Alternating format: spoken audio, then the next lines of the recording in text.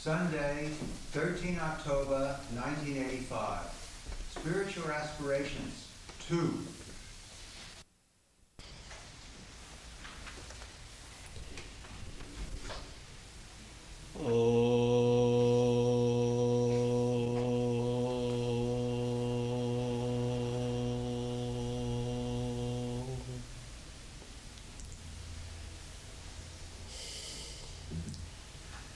Jo Devo Agno Yapshu Javisham Bhuvanam Avivesha Jo Shadisu Vanuspadisu Tasmai Devaya Namo Namaha.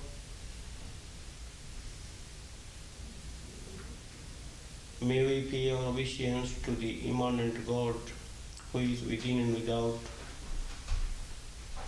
us. Let us meditate on this thought. Peace, peace unto us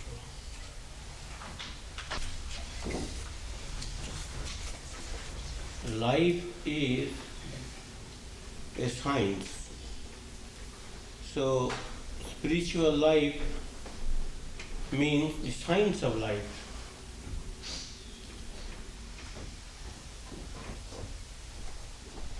Swami Virajananda writes,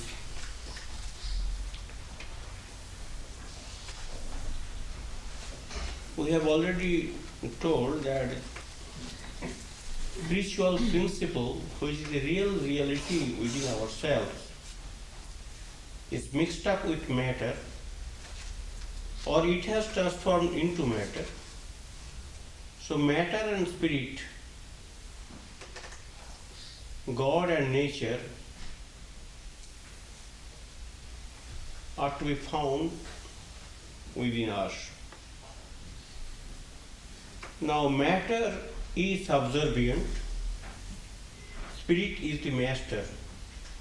Spirit is the controller, powerful, and source of strength and beatitude. Understanding that principle, one can absolutely depend on spirit and its strength to control the matter. So Swamiji says,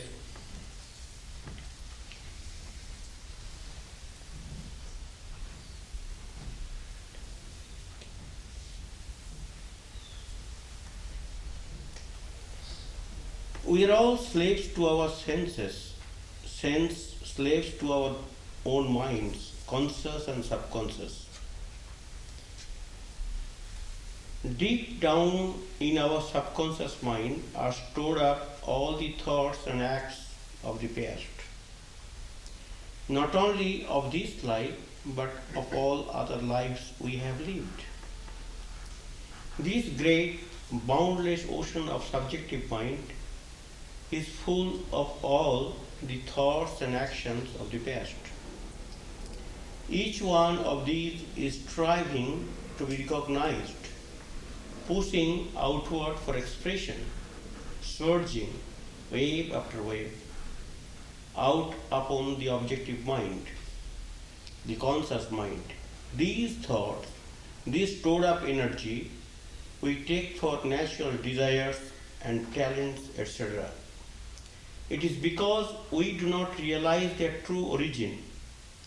We obey them blindly, unquestioningly, and slavery, the most helpless kind of slavery, is the result, and we call ourselves free and free. The ghost of past thoughts, past lives hold us down. All the misery of the world is caused by this slavery to the senses. Our inability to rise above the sense life, the striving for physical pleasures, is the cause of all the horrors and miseries in the world.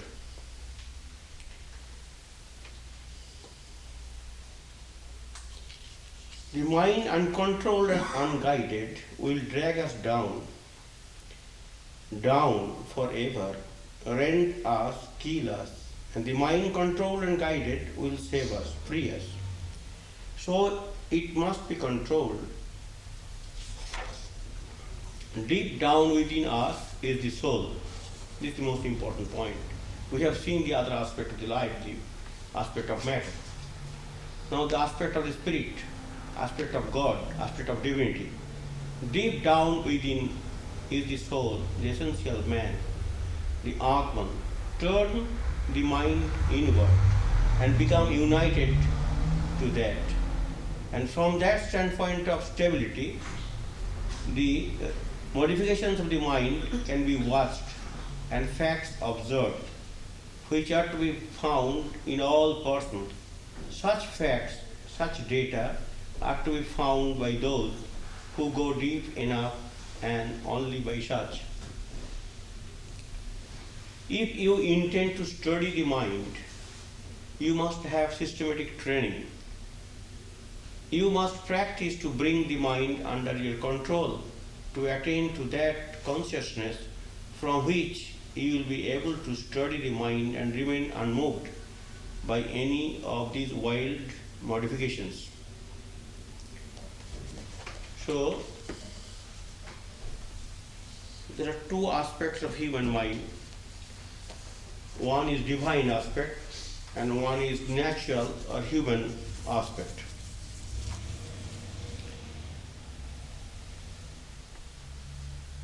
Spiritual life will never come to the ordinary people in the real sense of the term. Often striving for liberation, for freedom, for peace, for wisdom, for tranquility, for serenity, for enlightenment will never dawn upon to the minds wedded to the ordinary pleasures of life. So those who are very fortunate, our scripture says those who are specially gifted, especially they are chosen children of God, we should say, because they are the recipient of God's grace. Only having that grace from the divine, we can generate that attitude, we can cultivate that passion, we can aspire after liberation or freedom or enlightenment. So those who are in the higher stage of human evolution, only to them and them alone, this passion develops. Ordinary people are content with the ordinary things of life. Even if they are swayed by this passion temporarily, they will not be able to hold it for a long time to come, because they will be swayed by the other passions demanding immediate satisfaction, which will not give them chance to enjoy that spiritual longing. Now, we have to have some peace of mind in order to practice spirituality or spiritual development. We should not quarrel with inevitables of life. There are inevitables of life, as for example, and when we refuse to accept these inevitables, we fret and fume and we make our mind restless. And you know, restless mind does not give us any chance to enjoy happiness and peace.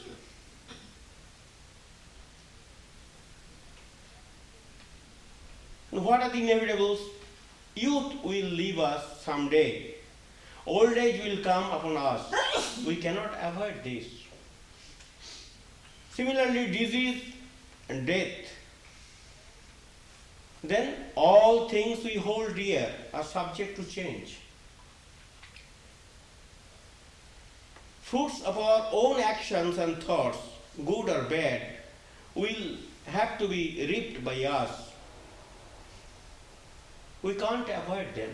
These are the inevitables of human life, and these are to be accepted with peaceful mind.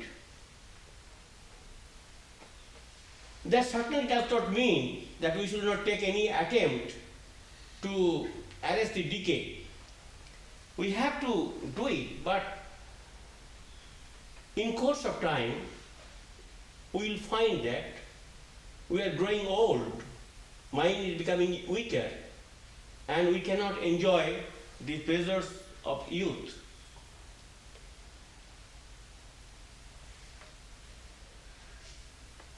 So we all know that unless we are able to, as Swamiji has hinted,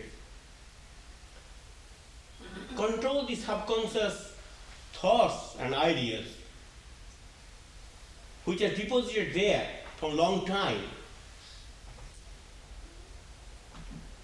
unless you are spiritually imbued or spiritually inspired by controlling the irrational drives or by not feeling their existence, we can make progress in spiritual life, divert our attention towards spiritual practice. Now let me tell you a story that there was a person who was bitten by a rabid dog. So she was hospitalized and she developed hydrophobia. The doctor came, still that person, she was not in a bad state of her mind. So a pencil and paper was given, you write your will. That person continued to write a long list of names. After some time doctor came and doctor asked, what you are doing? I am making the list of those persons whom I am going to bite.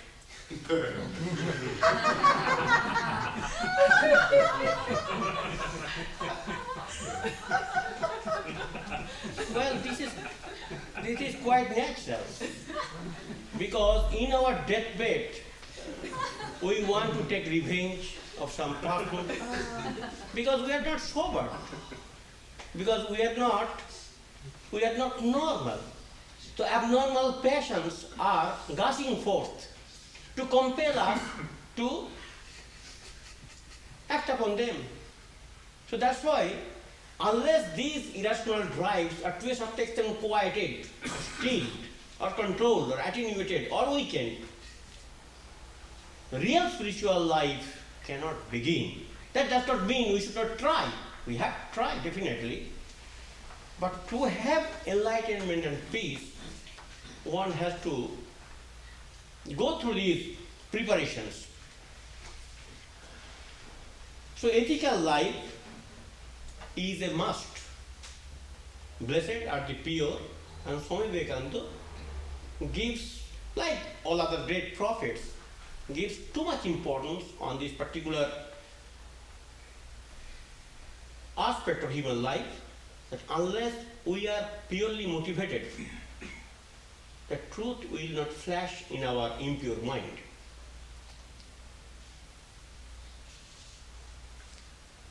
Then one must live up to one's concepts of right and wrong. We have got notions of right and wrong, and we have to live up to that concept. Then giving our very best to all situations of life, discharging all responsibilities. Without that, we feel the nagging conscience. We cannot make progress in spiritual life. We must cherish a noble ideal for our lives, which we can love with all our whole heart and soul, and in which we find inner fulfillment. So unless we have that frame of mind, unless we are inspired by some noble vision of life, where we are going to spend our holidays and vacations, or little time which we get at our disposal, how to devote our energies, if unless that we are inspired by some higher vision of life. Then we must bear and forbear with courage, unshakable faith in ourselves, in fellow beings, and in God. Ramakrishna says, sure. Those who bear, only they are able to enjoy peace. Those who are restless, those who give up, those who have got no tenacity to hold on, they do not enjoy that adequate benefit out of their strivings.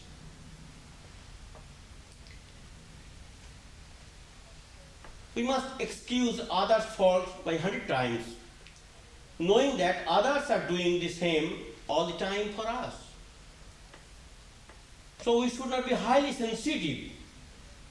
And unless we are able to forgive and forget, that will impinge on our mind and will be disturbed. And with that disturbed mind, we cannot carry our spiritual discipline. Then wastage of mind has to be stopped. Since our early days, we are oriented in such a way as to think of many things, as to occupy our mind with many rubbish junks, which are unspiritual and unnecessary, useless. But this is our own, this is our civilization, this is our tradition, this is our culture. We are oriented, we are cultured, we are nurtured by the civilization. So naturally we cannot eschew ourselves from all those junks.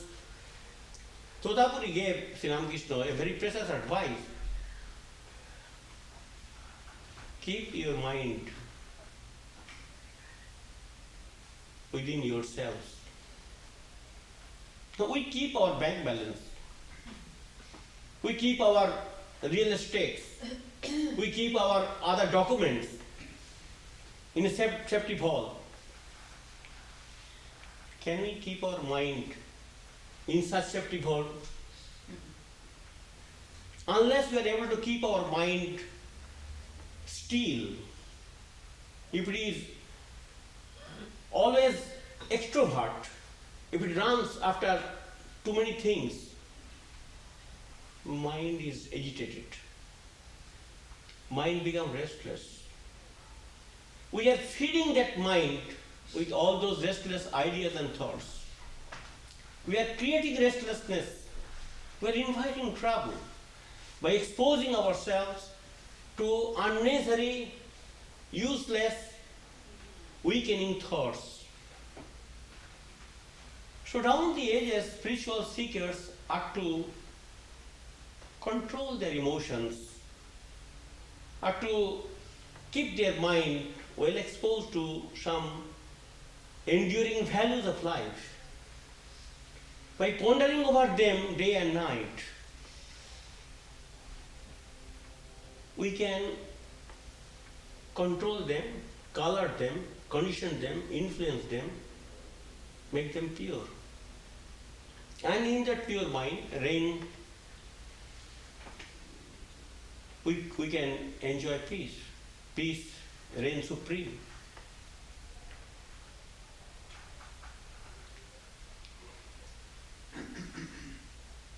Negatively speaking, these are the positive. Negatively speaking, we must not think that it is unjust that we suffer so much. Well, suffering has come due to our karma. We have to accept it. And try your best to control them, to enjoy peace. But simply keeping mind engaged in those thoughts of sorrows and anxieties, we are weakening the mind only. Mind is not gaining any inner strength.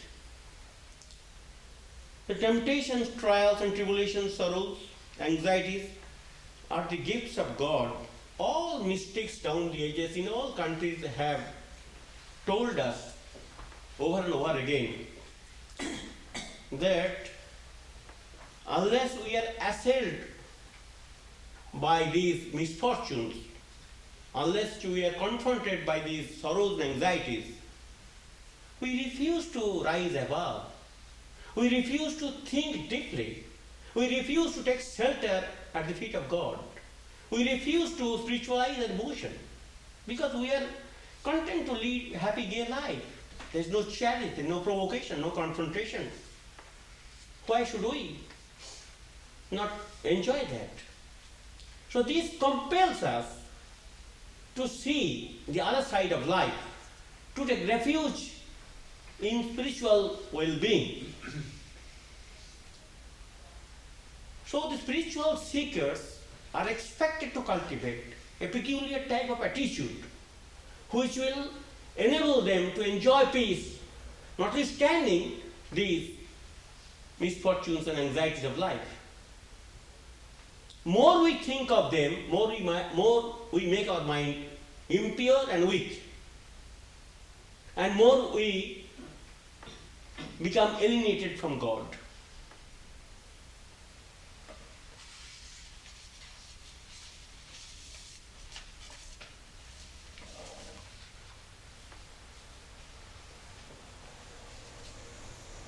Now, temptation is a must for every human being, including Buddha, Jesus Christ, and Sri Ramakrishna.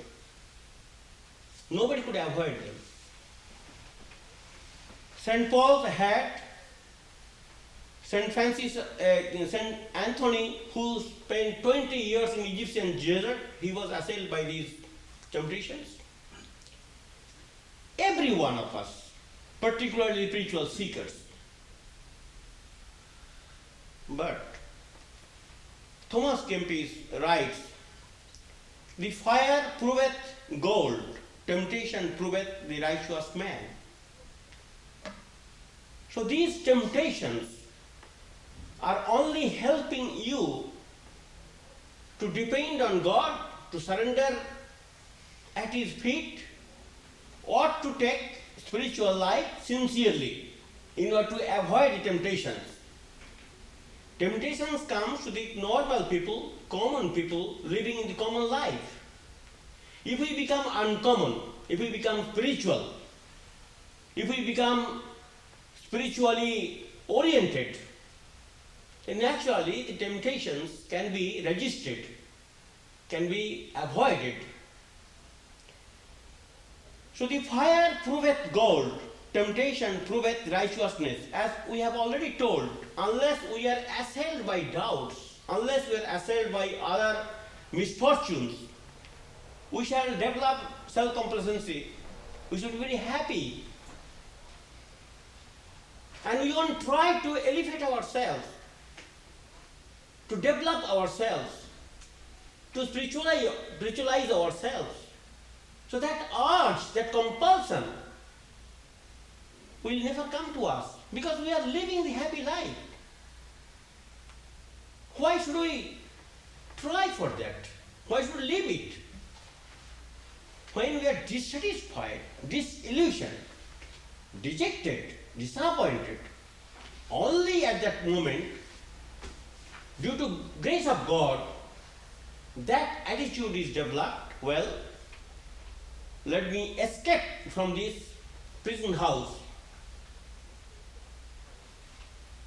Let me enjoy freedom and peace. Let me cultivate some enduring values of spiritual life.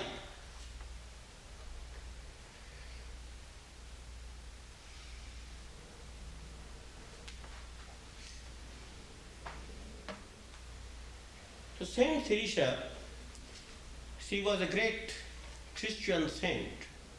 If you read her biography, then you will find that how she was enjoying peace at the same time she was assailed by temptation, side by side. Physically she was very weak, very weak.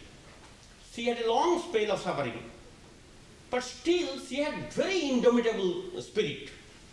That indomitable courage and self-reliance and reliance on God too helped her to lead that life. And her life was full of suffering, physically and emotionally. And she was confronted by her own friends. Life is not easy anywhere, particularly great life. But she proved her mettle. She rose equal to the occasion. She subdued them. So one time she was fording a river, at a very old advanced age, to start one convent. And she was about to die, about to be drowned. Her health was not good. Still, she reached it. She had a very heroic temperament. So naturally, she was praying, and oh Lord, you make your devotee weary and anxious. They are always unhappy because you do not send the grace. Lord from inside told, yes, I want few, those who are loyal, those who are sincere, those who are dedicated. I don't want many. He said, yes, that's why you will never get many.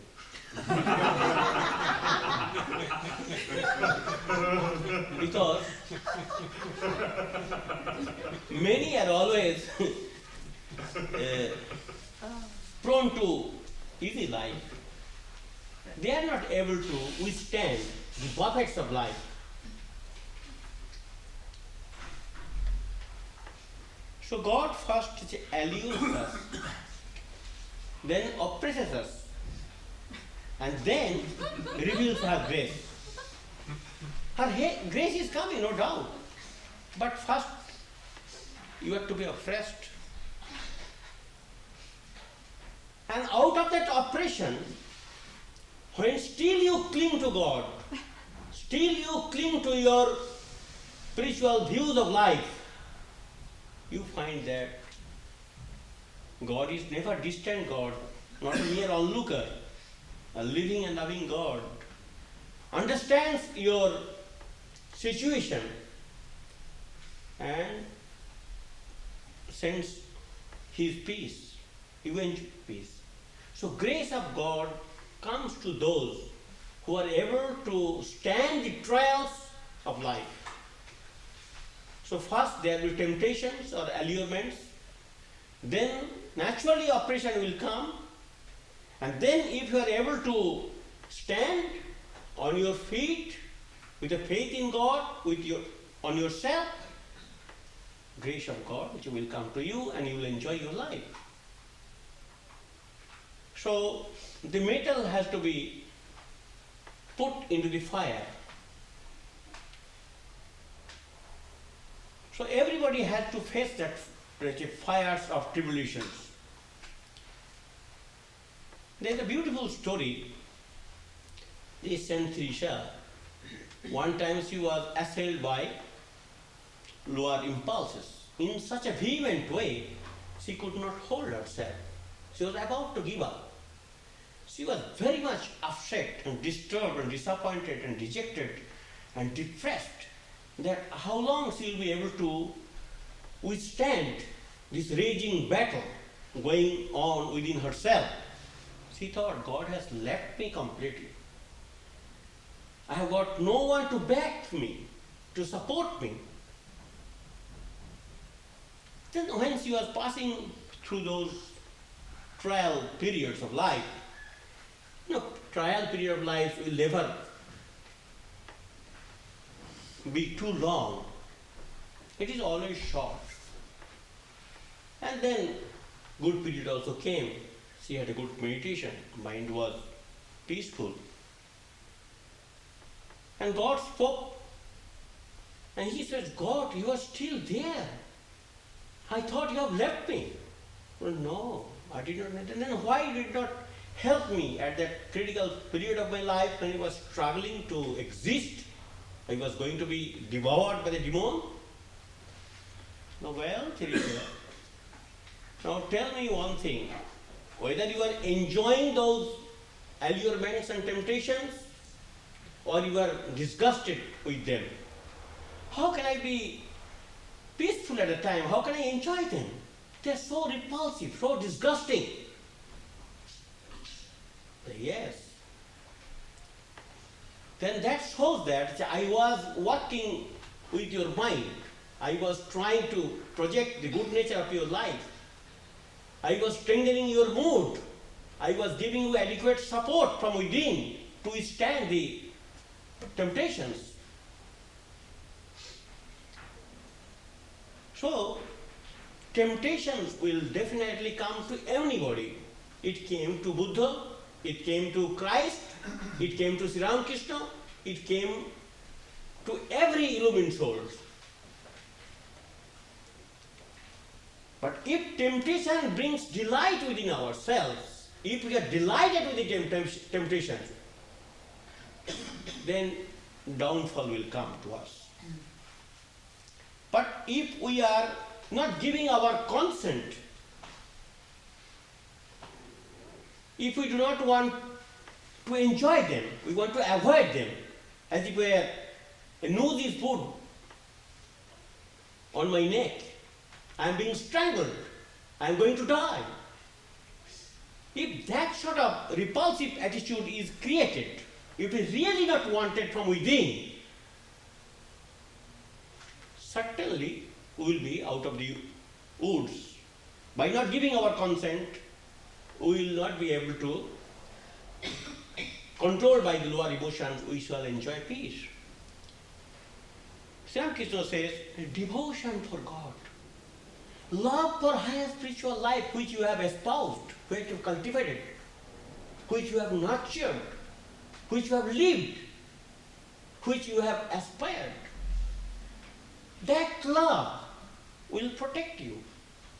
Sri Ramakrishna tells that as tigers eats up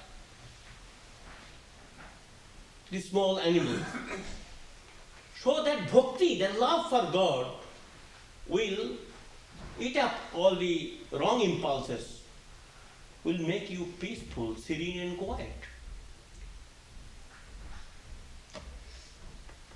So in spiritual, those who are spiritually want to be elevated, spiritual aspirants, for them, humility has to be cultivated. Even Sri Ramakrishna is an embodiment of humility in every phase of his life. You know that. If God is the sole doer, sole actor, sole substance, what we are then? So we have to subdue ourselves to that power. We have to accept the secondary role, and we have to depend on His grace. And if you are able to identify yourself with the Spirit, with God, that's okay. Then you have got no human element within you. You don't call yourself a human being. You call yourself a spark of God. To be able to call oneself as a spark of God, as a part of God, is a great spiritual development. Without that high spiritual quality, spiritual development, spiritual evolution, we cannot enjoy the dignity of human life.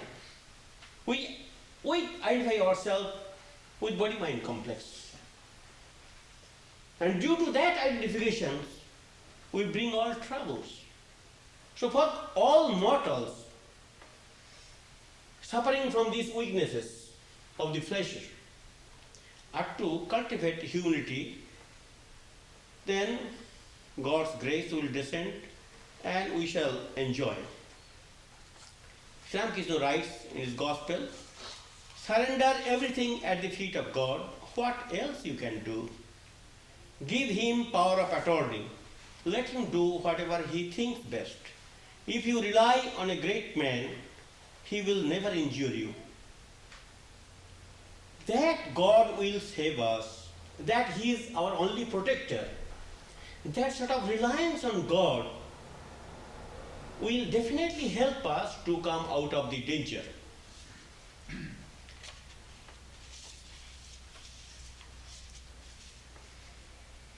So all our practice has to be carried out in a spirit of prayer, self-surrender and dedication to the divine. So we are not expected to be egoistic while we are seeking spiritual bliss. That does not mean we should not retain our individuality or we should not develop our self-reliance. Certainly we have to do that. Along with that, that sense of humility, resistance towards God, and seeking the grace of God are also to be cultivated. So we have told that harmful thoughts dissipates our energy, makes us vulnerable. Our mind becomes weak because we are injecting poisons within ourselves. We are inviting troubles for our own life. So harmful thoughts, Patanjali writes that when harmful thoughts comes, you have to think the good thoughts, useful thoughts, spiritual thoughts. Just mind has to be turned to the opposite direction. If we are shivering from cold, instead of thinking of cold, we have to think of warmth, of heat. So by changing the attitude of the mind, by keeping the mind exposed to the opposite side of the view, we can ward off evils. That is Patanjali's suggestions. When we are assailed by ordinary thoughts and doubts, we have to direct our attention towards God, towards the message of the illumined souls. We have to color our mind with those thoughts and ideas. That will save us. As if we were putting a battle on a bad horse and controlling that. That's you are putting the chain. Otherwise, irrational drives which will dissipate all your energies and make you weak. Then despondency and restlessness are told. Restlessness and despondency are to be avoided.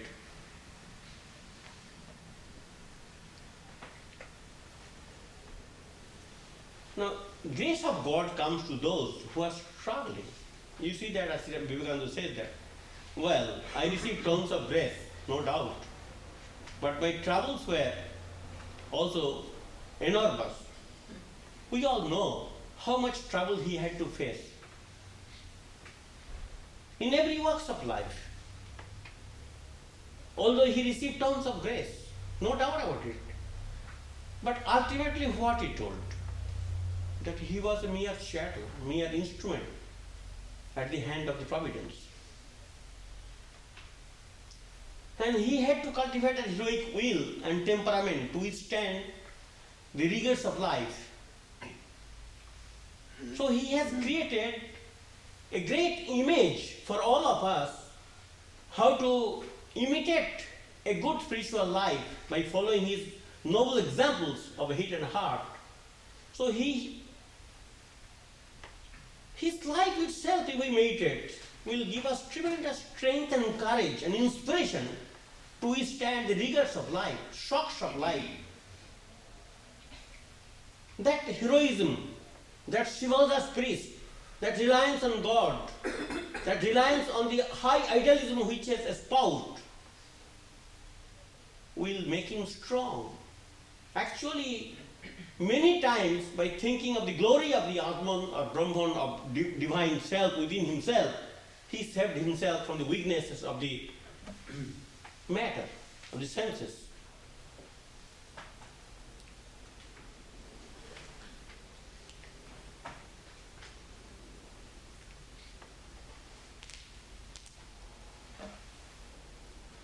There are 100,000 occasions when even Vivekananda was saved by the grace of God. So grace of God is always there, as Ramakrishna says, that wind is always blowing. The breeze of God is always blowing. If we are ready to unfurl our sails, if we are ready to take advantage of those breezes, open the windows, then we can enjoy that. Not that God is a miser, withholding and not giving. He is ready to distribute, ready to shower. But those who are really sincere, really enthusiastic, really chivalrous, really mad after, heaven helps those who help themselves. So in spiritual life, like in any other life, energetic souls, courageous souls, persons of heroic temperaments, of dogged will and tenacity, will definitely enjoy peace within themselves by not abandoning the struggle for higher spiritual realization.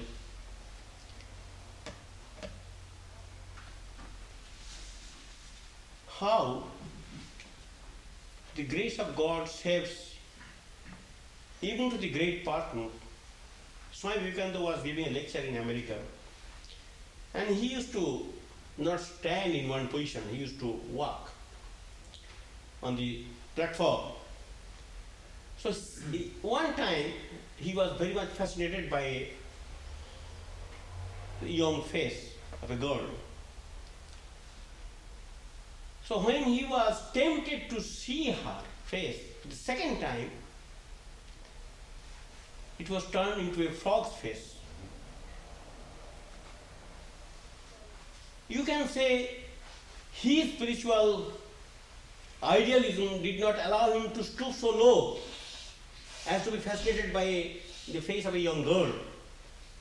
Or you can interpret it that Sri Ramakrishna created that sort of ugly face in the same beautiful face so that he may not be drawn to that. In whichever way you like, you can interpret. So God or the divine element within you or divine power within you always protects you. His business is to protect. His business is to support. His business is to inspire. He is not an idler. He doesn't want to see that you are rotting and suffering and he enjoys.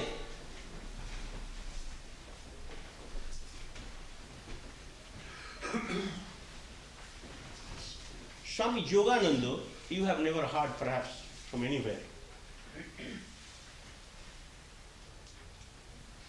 One time was going to Madhya Pradesh, one upper India, traveling by train. Unfortunately, he was alone. Indian trains are not supposed to be that lonely, but anyway, I don't know at what time. I don't know at what time. And Yugan in those days means 1898 or 97 or 96, I don't know exactly. So in those days, few people were traveling, of course, mobility was not that much. And he was very handsome, and he was a young person and sitting alone. One woman came. She was not a good type of woman, of course. She was very sensuous and leading bad life. She was so flabbergasted by seeing that Swami, and she just felt at his feet that let us be happy. I am at your disposal. And there was nobody in the compartment. She was a young girl. And when she was appealing in that way, he found that no response at all. And Swami was very calm and quiet, not talking at all. He was quite composed, undisturbed. Then she told, I am pulling chain. I shall tell everybody what you have done to me.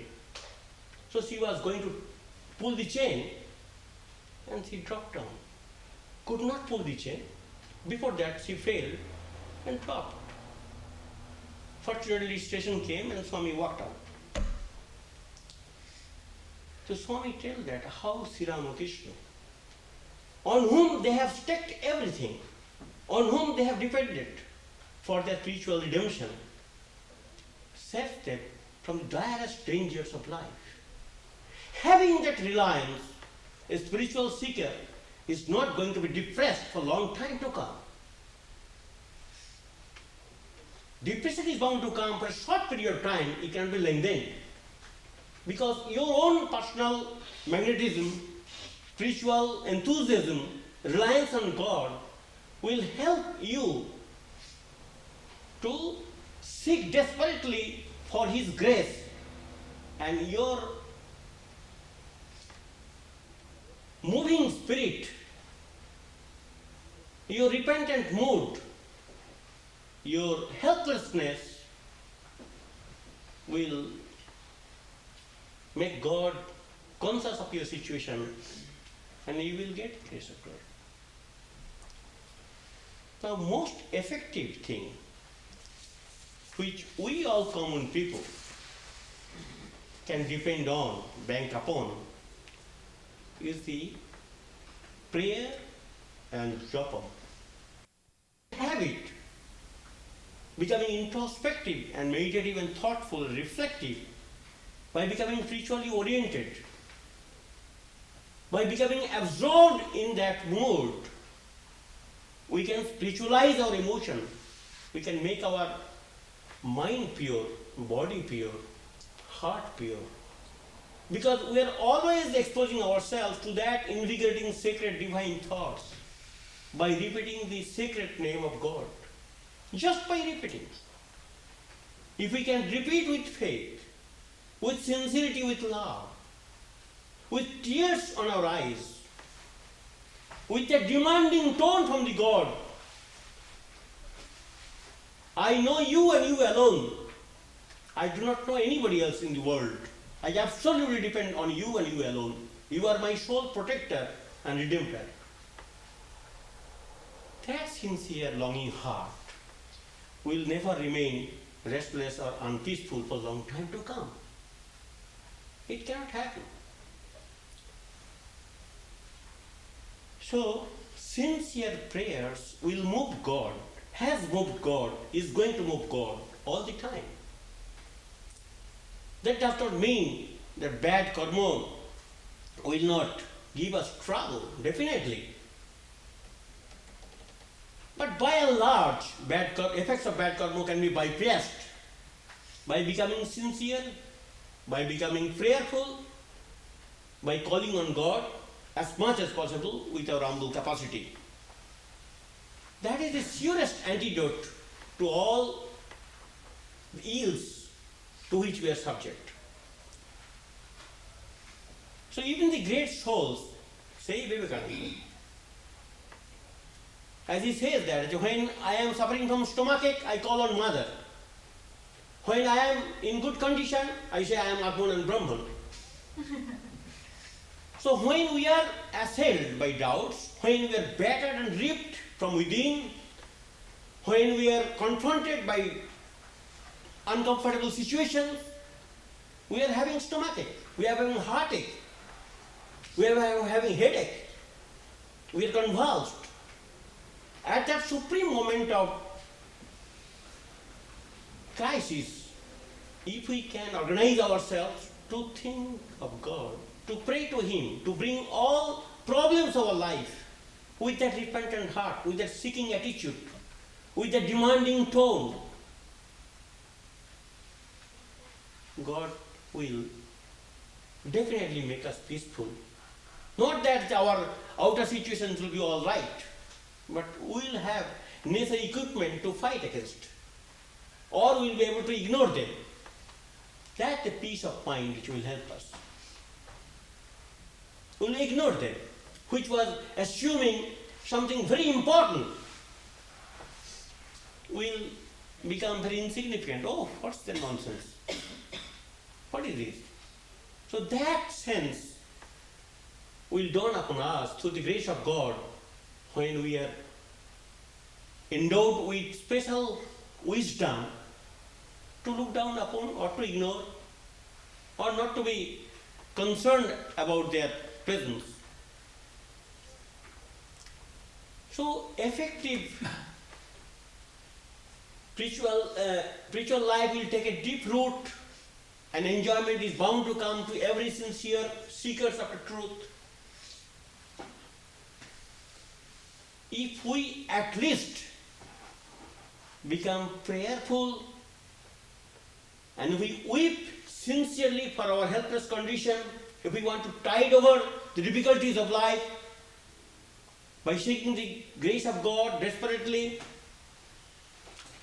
that prayer, that japam, that sense of resignation, that dependence on God, that guilelessness, that sincerity will make us happy, will help us to enjoy inner peace and serenity. Prayers, sincere prayers, articulated by sincere souls, have always been responded. At least to have peace within. Our circumstances may not change, but we can be peaceful and we can develop another attitude to look towards the situation from different angles. So All great illumined souls have told time without number that stay on in the spiritual life. Don't be disturbed by the ailments and weaknesses of the moments. Hold on and give one life for that. If you are able to stay like a loyal dog at the door of your master, seeking his grace for your inner fulfillment, you will get it. Because you are waiting for that and that alone throughout your life. You have proved your mettle and sincerity. But those who are impatient, those who cannot bear and forbear, those who are not able to endure the challenge and rigors of ordinary life, they give up the battle. That does not mean everything is over. Again, they will have to start afresh. But if we are able to hold, if we are able to maintain that attitude, no, I have understood the spiritual principles of life, that alone can help everybody in the world, in any ages, to enjoy peace and serenity. So that being this whole discipline to enjoy a peaceful life, that discipline should not be given up. It must be practiced, it must be emulated, it must be honored, and it must be relied upon. As Ramakrishna says, what you can do, depend on God. And no good man betray. So God, being a good man, will never betray. Will give you necessary equipment, necessary strength, necessary peace to withstand. So let us cultivate all the disciplines which we can, which are all enjoined upon us by scriptures or by the counsels of the great spiritual luminaries. Along with that, the most effective prayers and sincere attitude in calling on God, desperately seeking His grace to tide over the miseries of life, should not be forgotten. Let us stop here.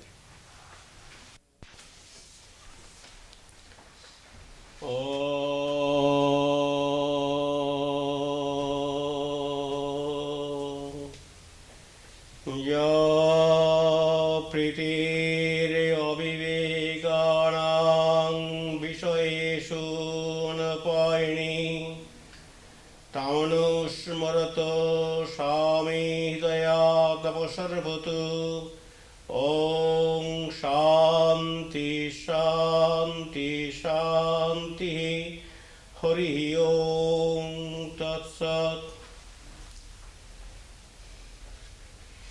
The great devotee Prahlad of a Hindu lore was an embodiment of devotion. His prayer has been selected by Swami Vivekananda, has been incorporated in his lecture on Bhakti Yoga. Swami Vivekananda says the prayer articulated by Prahlad should be the guiding principle of all devotees. And the prayer says, O Lord, common people are very much enthusiastic and diligent in pursuing their common pleasures of life. I am a truth seeker. I want peace and beatitude within. May I also be able to emulate their doggedness, sincerity, diligence, and perseverance. But I want to direct my attention to the supreme beatitude, in quest of which I want to drain out my physical, mental, intellectual, and spiritual energies. May we all be able to articulate that prayer from the depth of our heart.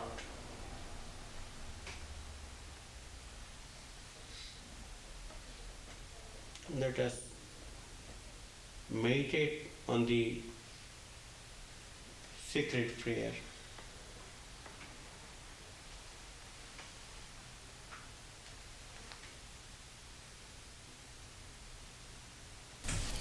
Peace, peace, peace, and prosperity.